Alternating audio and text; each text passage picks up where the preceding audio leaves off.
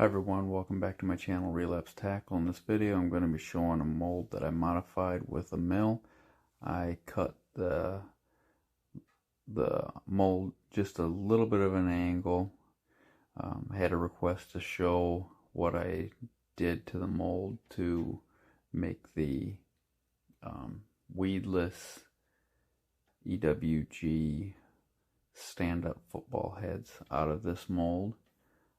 So they have the recessed eye in the football head.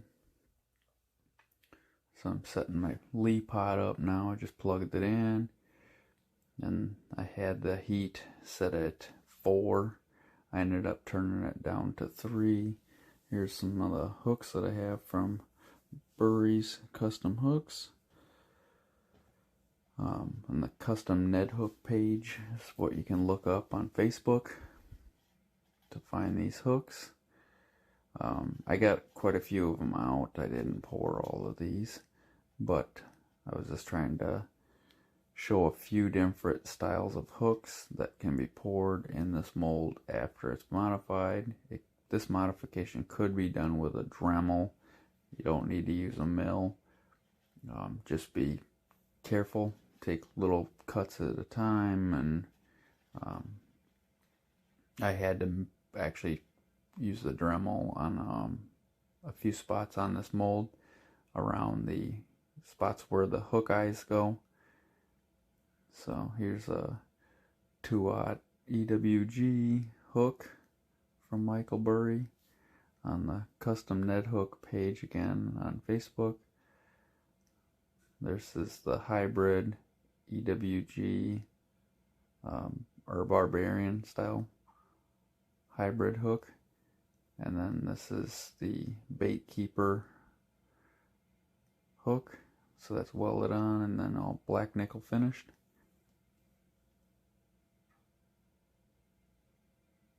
So always put this underneath the Lee pot to catch any drips.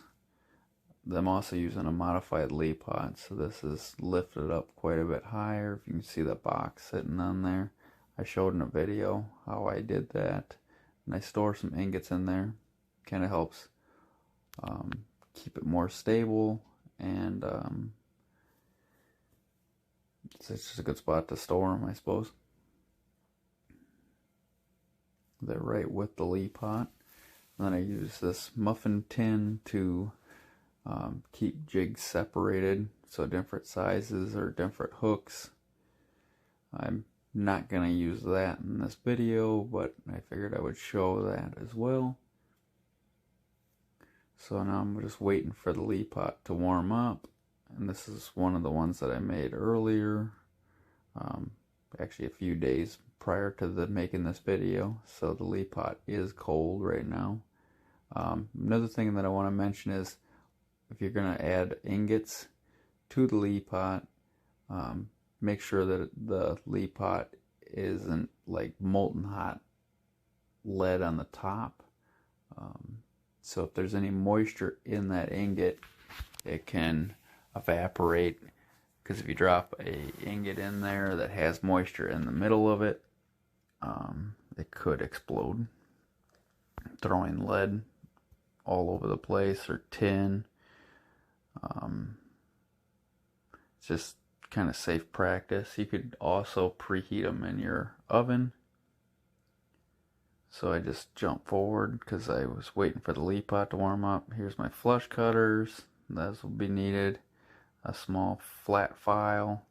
If you do file any jigs, do file it very slowly. You don't want to make a lot of lead dust and then ingest it. Also a respirator wouldn't be a bad idea, and also a good exhaust system. If you see the aluminum ductwork that I have it right over top of the Lee pot, so it's sucking the fumes right out of the room. So I got the lead flowing good there. Wear your leather gloves. Don't wipe your face if you've been touching lead.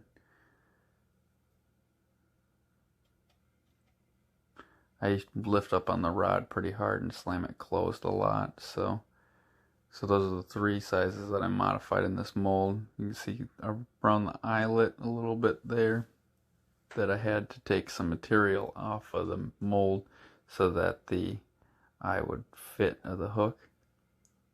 Using this Dremel, kind of just work it around really slowly, taking away a little bit at a time. Careful because they can kind of jump, and also the carbide bits and stuff can get kind of loaded up with the aluminum. So now I'm trying to warm up the mold a little bit, just doing some test runs.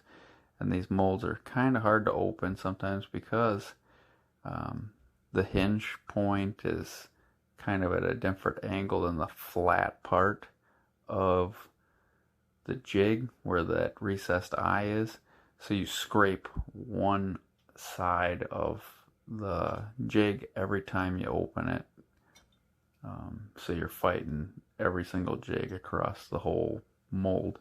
So it's more time consuming to pour one at a time, but it's easier to open the mold if you're pouring one jig at a time versus pouring 3, 4, 5, 6, you know. So lead's not really flowing the greatest. I take the lead out. I try not to throw it back in the lead pot because right now it's liquid on top and it can splash. So I like to just put it in that small cast iron pan or pot that I have to catch the drips. And then once the lead pot is cooled down, then I'll put all that stuff back in on the top. So these didn't pour too bad. After you get it good and hot, it's not a bad idea to close the hooks and stuff up inside the mold and let them preheat a little bit. During this video, I didn't do that. I had, I believe, 1 bad pour, but if you have a lot of bad pours, it could be because the lead's cooling down too fast, because the hooks and weed guards and all kinds of stuff that you're using could be cooling the lead down faster. So I'm going to set this up on top here just to get a little bit hotter, and then get some more stuff moved around.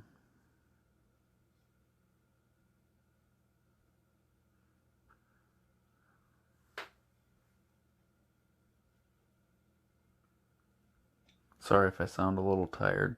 I am extremely tired. It's been a long week, but I figured I would throw this video together to show people. And these are the hooks that they actually recommend in this mold, and then the wire forms. If you have any questions, feel free to drop a comment and I'll do my best to answer them. This is just a hobby of mine, and I like to share what I'm doing in my little lure room that I built. So you do want to make sure that if you're making these swing heads, though, that they're in the right position, because it sucks when you pour a whole bunch of them and then realize the hook is facing the opposite direction and it's going to hook into the ground instead of staying more weedless and lifting straight up. Done that once. I think I poured like 10 of them when I first got the mold, and I didn't realize that I was pouring them all upside down, and then had to melt the lead off of the wire form, make sure the mold closes tight, and I'm just pouring, like I said, 1 jig at a time because it's easier for me to open the mold up, and I'm also pouring a bunch of different styles. So and this mold is still not hot, so not pouring the greatest yet.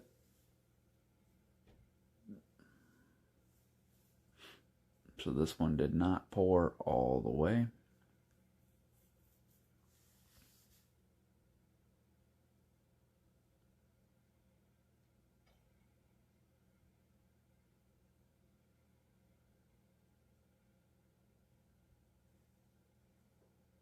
If I remember correctly anyway.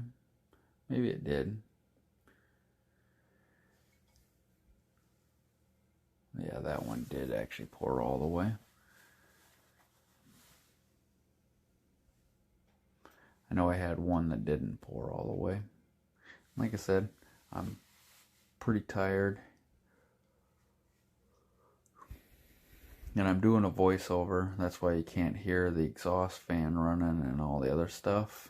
I turned the volume down on all of that because a lot of people don't like hearing the exhaust, and it makes it hard to hear me. So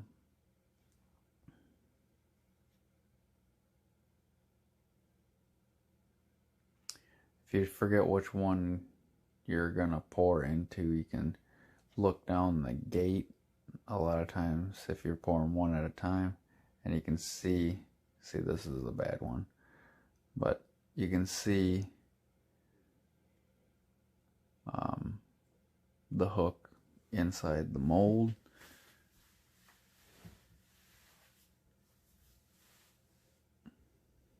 I'm going to show how I melt it off of there. So just pulling my exhaust away. I still have the exhaust hood above me as well. So there you go. Melted all of the lead off, saved the hook, didn't scorch the hook or nothing. So I can drop it right back in the mold and pour it again. So I was just putting it just on the top of the lead, that molten hot lead, and then rubbing it on the lift rod or plunger. I'm not sure what Lee Precision calls them. So that one is much better. But as you can see, the mold creates quite a bit of flashing, so you have to spend a little bit more time cleaning it up, because this mold was not designed for this style of hook.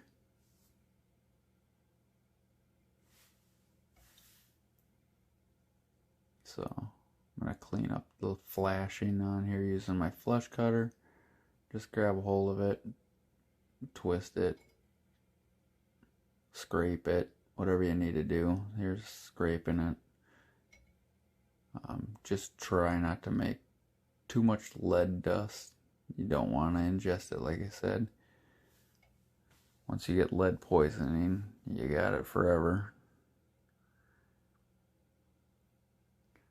So another thing is, like I said, good exhaust system and not getting the lead too hot. So the lead pot creates less drips if the lead pot is cooler, so just above the melting point of lead. So I'm moving slowly on the flat file here, making sure that I got all that I wanted to remove. It's nice and flat. I didn't make a lot of dust, not using a belt sander or anything like that.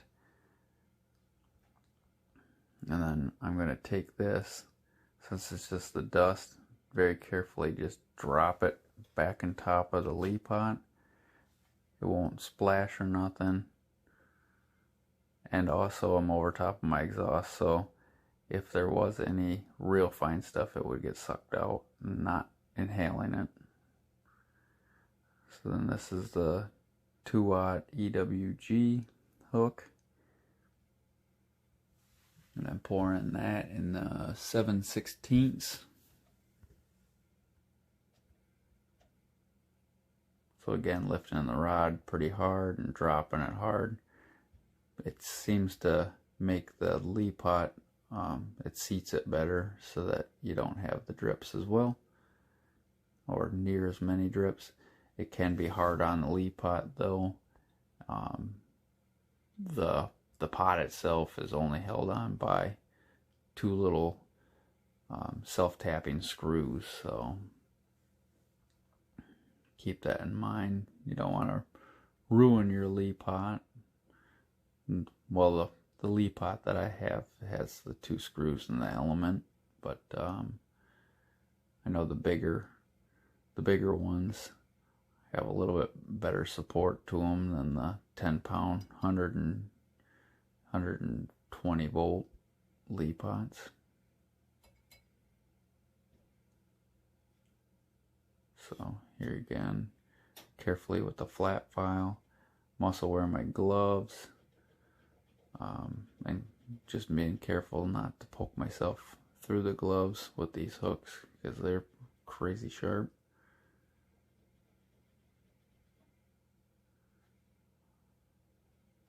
And then dumping it in the Lee pot. If the lead is turning blue and purple in your Lee pot, it's rapidly oxidating. Here's was a showing there in the video, the rub spot on that one side. So I'm carefully scraping it because that's kind of sharp. And depending on what kind of paint you're using, it can make it kind of hard to cover. So the hook is pretty solid in these.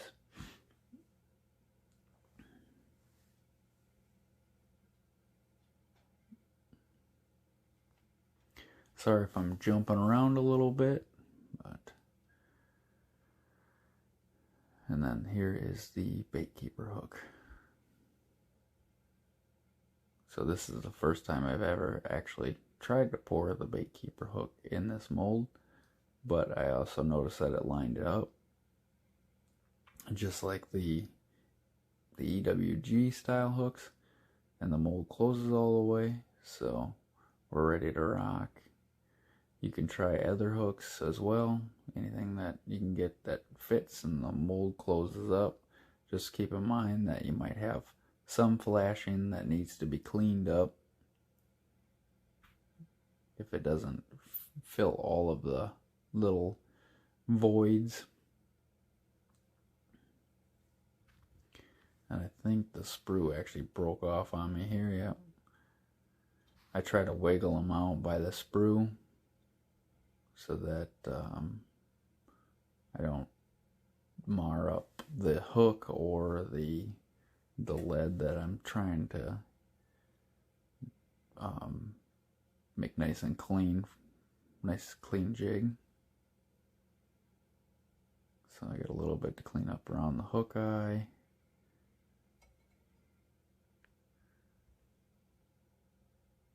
And like I said again, the flat spot there where the recessed eye is, you just gotta scrape it a little bit just to take off that sharp edge.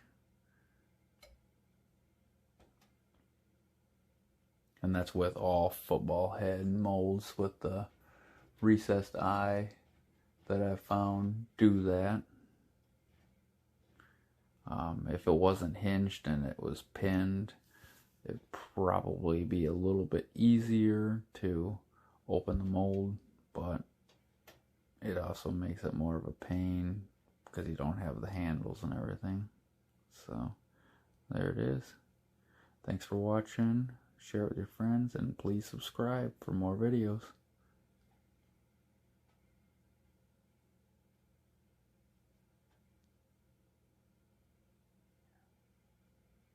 Oh, and I wanted to also mention that when you're done, turn the temp down on the Lee pot, unplug it, because even if it's turned down all the way, it is still going to create heat.